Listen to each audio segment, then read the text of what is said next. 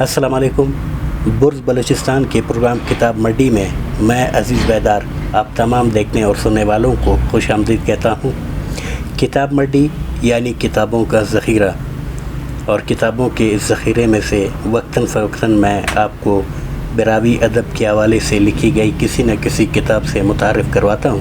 اکثر و بیشتر یہ پروگرام براوی زبان میں ریکارڈ کیا جاتا ہے۔ آج یہ پروگرام اردو میں اس لیے ہے کیونکہ آج جس کتاب پر میں اپنے محدود علم کے مطابق تبصرہ کرنے والا ہوں وہ ہے پروفیسر خداداد گل صاحب کا ایم فل مقالہ براوی ادب میں افسانے کا ارتقاء، جو کہ 2008 میں براوی ادبی سوسائٹی کی جانب سے شائع ہوا۔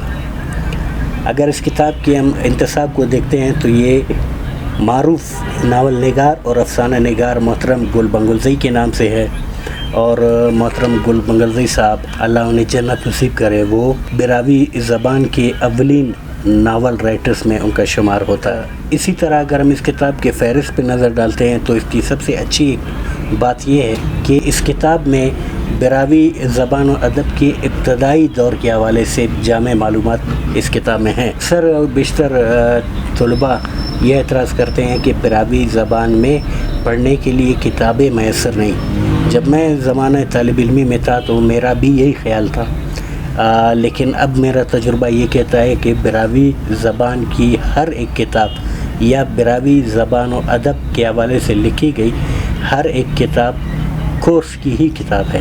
اگر ہم اس کی فہرست کا جائزہ لیں تو براوی زبان و ادب کی تقسیم پہلے 3 ادوار میں تھی، پھر 4 اور آج کل 5 ادوار میں براوی ادب کو تقسیم کیا گیا ہے۔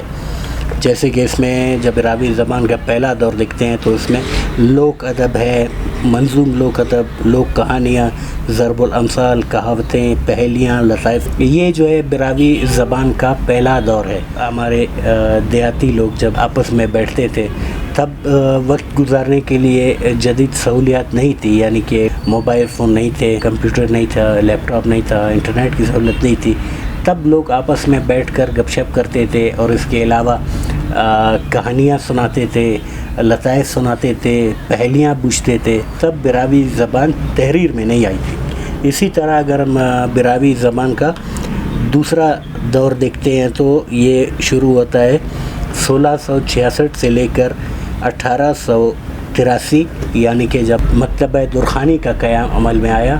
مکتبہ درخانی جہاں سے براوی لکھنے کا باقاعدہ آغاز ہوا، یعنی کہ براوی ادب باقاعدہ طور پر تحریر میں آ گئی، اور اس سے پہلے بھی تحریر ہوتی رہی، لیکن ایک طرح سے یہ ایک تیزی آ گئی جب مکتبہ درخانی کا قیام عمل میں آیا۔